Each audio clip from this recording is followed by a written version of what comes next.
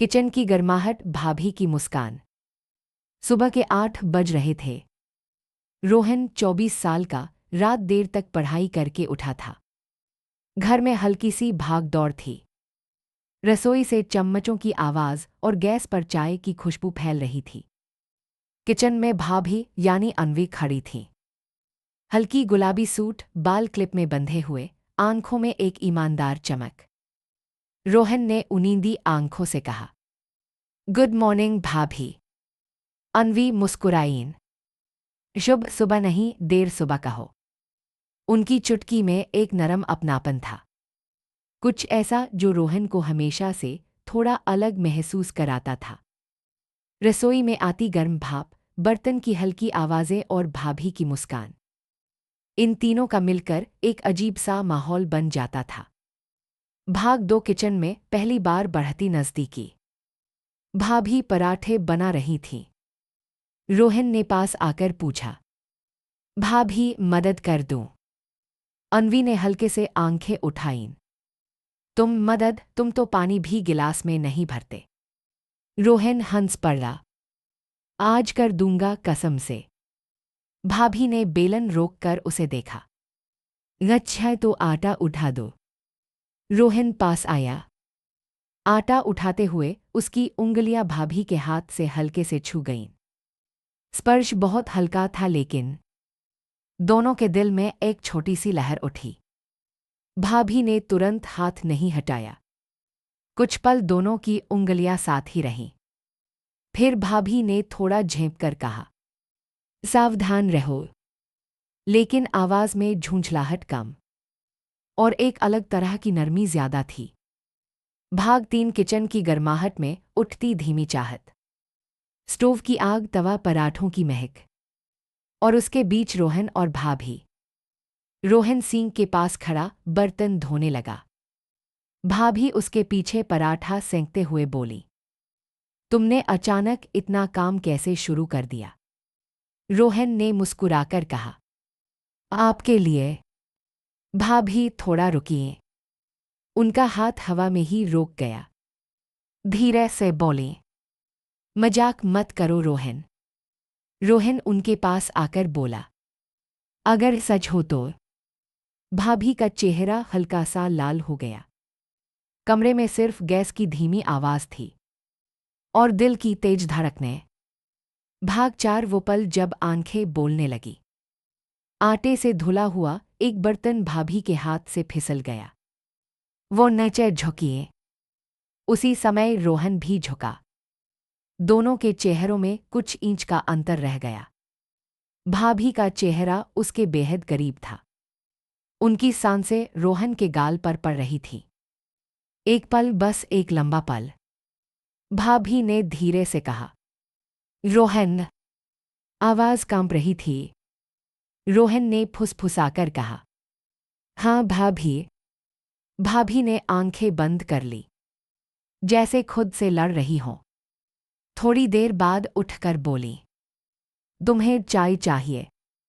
ये सवाल चाय का नहीं था। यह उनके दिल में उठती हलचल को छुपाने की कोशिश थी। लेकिन रोहन समझ चुका था। भाग 5 किचन में फंसी हवा और गहरी नज़दीकियां। भाभी चाय बना रही थीं। रोहन उनका दुपट्टा ठीक करते हुए बोला, एक तरफ गिर रहा है। उसने धीरे से दुपट्टा कंधे पर रखा। स्पर्श बेहद धीमा, बेहद संवेदनशील था। भाभी की सांसें रुक सी गईं। उन्होंने रोहन की ओर देखा।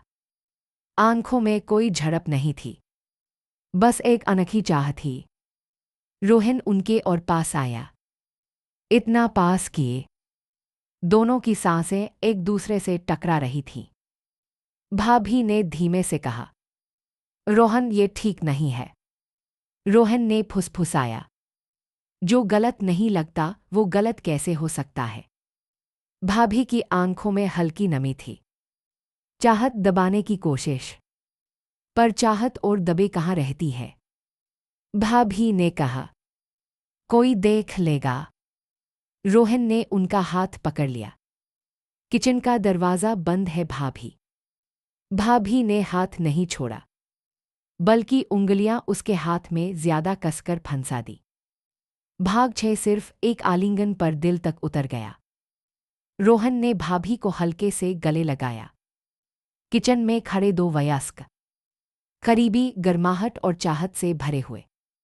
भाभी का सिर रोहन के सीने पर आ गया। उसकी उंगलियां रोहन की पीठ पर सिमट गईं।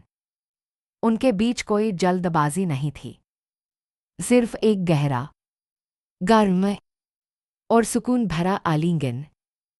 भाभी ने धीमे से कहा, मुझे नहीं पता ये क्या है। रोहन ने उनके बाल सहलाते हुए कहा, ये वही है जो आप भी महसूस कर रही हैं और मैं भी। भाभी ने चेहरे को ऊपर उठाया। उनकी आंखों में चमक थी, होंठ थोड़ा खुले हुए। रोहन उनके बहुत करीब झुका, इतना कि बस कुछ मिलीमीटर का अंतर था। भाभी ने फुसफुसाया, रोहन प्लीज। लेकिन आवाज रुकने जैसी नहीं थी, बल्कि ठहरने जैसी थी। रोहन ने उनके माथे को चूमा, धीमा, लंबा और बेहद संवेदनशील। भाभी की आंखें बंद हो गईं। भाग 7 सच का एहसास और एक नई शुरुआत। किचन की दीवार पर घड़ी टिक टिक कर रही थी। भाभी ने रोहन के हाथों को अपनी उंगलियों में लिया। ये रिश्ता बहुत नाजुक है रोहन। रोहन ने कहा, पर खत्म तो नहीं है। भाभी मुस्कुराईं। शर्म, डर और चाहत, ये सब एक साथ। नहीं, खत्म नहीं, बस धीरे धीरे समझेंगे इसको। रोहन ने सिर हिलाया। किचन फिर से सामान्य दिख रहा था, लेकिन दोनों के दिलों में एक नया, गर्म और खूबसूरत रिश्ता जन्म ले चुका था। ये कहानी यही समाप्त होती है।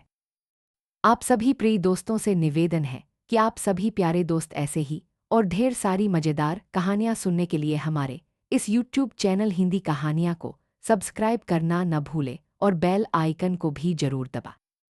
मिलते हैं आपसे अगले मज़ेदार कहानियों के साथ। तब तक के लिए हंसते रहिए, मुस्कुराते रहिए, मस्त रहिए और सुनते रहिए हमारे YouTube चैनल पर मज़ेदार और रोमांच से भरी हिंदी कहानियां। मिलते हैं आपसे अगली वीडियो में, तब तक के लिए जय हिंद, जय भारत।